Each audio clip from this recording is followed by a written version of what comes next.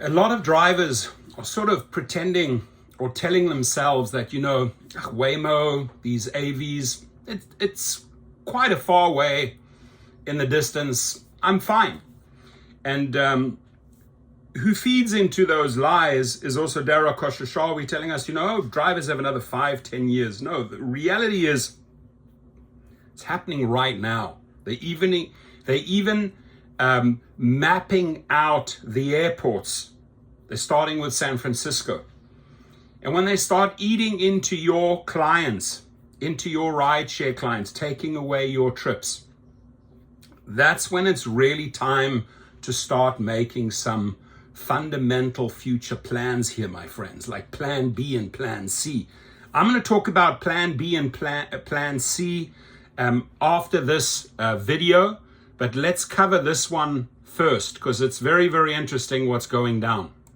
Laying the groundwork for significant expansion in the Bay Area. Waymo is one step closer to offering driverless rides at SFO and in San Jose. ABC 7 News reporter Tim Johns has details on the plans and the reaction. Two major announcements coming from Waymo Monday. The company first announcing San Francisco is giving it permission to map roadways around SFO, one step towards driverless rides to and from the airport. The second announcement saying the California DMV also granting Waymo approval to operate its vehicles in the South Bay, including most of San Jose. Those rides will not be open to the public yet. While Waymo itself is happy with the double dose of good news, others like Evelyn Engel are more skeptical. Engel is a part of the San Francisco Taxi Alliance and worries more autonomous vehicles could lead to more unemployed people. Maybe starting with Uber and Lyft drivers and then maybe taxi drivers. Perhaps even shuttle bus drivers, perhaps even muni bus drivers. South Bay State Senator Dave Cortese says he's not against the robo-taxis, but is advocating for local officials to have more say over where they drive. When you see those Waymo ads that say the robots are here, they're not kidding. They're in charge right now. Your city mayor is not in charge of those robo-taxis right now. Many people are excited about Waymo's growing footprint too. Here at SFO, we spoke to several travelers, most of them excited about the company's announcements. That includes San Francisco resident McKenna. Well, it's quite sad that these residents are excited about Waymo. So these people that they're interviewing, they're exciting about real humans losing jobs, right? San Francisco residents are excited about this? Seriously? And her parents, who tell us they'd happily book a Waymo to the airport if that option becomes available in the future. They happily book away a Waymo and take away a human job. If that makes you happy, it's pretty sad. Future. I think it also depends on how big they make the cars, because right now they're all sort of the same size and not that large. So how many people you have in suitcases. Not that large. Others, like Todd Ocker, say they don't love Waymo in general. But Ocker says for him, the choice would come down to pricing. I was just looking at the Uber rates for getting home, and they're outrageous. So, more options, more competition. I think a better service for the community. Waymo's permit to map SFO roadways began Friday. So to map the airport, this is the next article. Waymo inches its way towards the San Francisco airport. A temporary permit allows the company to map SFO. So you imagine they start mapping, told ABC 7 in part. Can you start imagining they're mapping JFK, they start mapping all these airports, right? Then there's serious trouble coming drivers' ways. And that is in the very near future. So you got to have Plan B and Plan C ready. A temporary permit allows the company to map SFO, the first step toward delivering driverless pickups and drop-offs at the airports. Waymo was granted access to map San Francisco Airport for 30 days. After years of negotiations, Waymo has been granted access to map the roads of San Francisco International Airport, a move that could eventually transform transportation to and from one of California's busiest airports and airports nationwide, let's be honest. The permit from the airport requires a human driver to control the mapping vehicle at all times.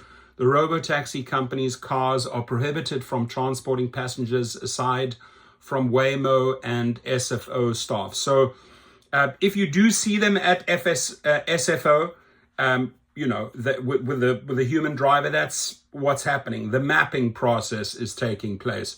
according to airport spokesman Doug Yakel, who confirmed the temporary access to the standard. The permit allows for a maximum of 2 vehicles at a time on airport premises. Access was granted Friday and is valid for 30 days with an option for SFO to extend the permit for 30 days. You bet they're going to work 24 hours around the clock to get as much data as possible. Yakel said the next step for Waymo would be to secure a permit for passenger operations at SFO, as this process does not currently exist for robo-taxi services. A new permit will have to be created to allow Waymo to operate. Yakel said that SFO and Waymo are not working on a specific timeline to bring robo-taxis to the airport. What a joke. It's going to be sooner than later. They always try to sort of like downplay it, but reality is they don't care about the human jobs. Now, this is serious, my friends. What can you do to counter this? Always been pushing this. Start recruiting your private clients, right? Offer them good rates that, Waymo cannot even compete on, and build out your private clientele and, secure good relationships. So going forward, at least you have those bookings all the time. Now, the other one, the only company or hybrid, and this is a corporation / co-op that I can think of in the United States worldwide that is gearing up towards these AVs, because, let's not kid ourselves, it's happening, is the Fair Co-op. And come on board as a penny investor. That's the minimum entry point. Exciting news. We're going to be opening up 3 new markets in the next few weeks or next 2 months, namely Arizona, Oregon, and Georgia. So we'll be rolling. We're very active in California, going to be rolling out in those 3 states. You will also have the ability to buy a share or, work your way up. A lot of new incentives, a lot of new milestones are going to be released by the Fair Co-op, giving you better percentages, better benefits, earning your share, things in the referral system that you can do to earn your share in the company. But what the Fair Co-op has so cleverly laid out is a map to ownership of these vehicles. So drivers can transition from rideshare to actually owning these vehicles one day. And that's the only company that is forward thinking, because we know we're going to be replaced. But instead of being replaced and being jobless, I suggest you are replaced and own vehicles like that. So that pathway is made possible through the Fair Co-op. Check it out. I'll leave the link below. My link is below. Sign up under my code and start referring today. So here it is, my friends. Reality, already mapping out the airports. It's happening faster than we can think. And if, Dara goes out there on Bloomberg and Yahoo Finance and tells these people, don't worry, it's 5 to 10 years away. No, it's not. And because they really didn't incorporate an AV model, they sold that division off. Travis Kalanick, I'm going to make another video, actually said it was one of the biggest mistakes Uber did, was not to continue its AV program. And now they have to form these relationships with these other vehicles, and the stock ain't performing very well. It's sort of in its low 70s because this is a genuine threat.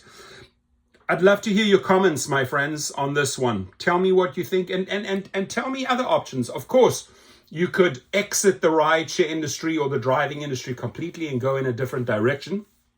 But come up with some great comments and suggestions. Let me know if you watched the whole video. Thank you.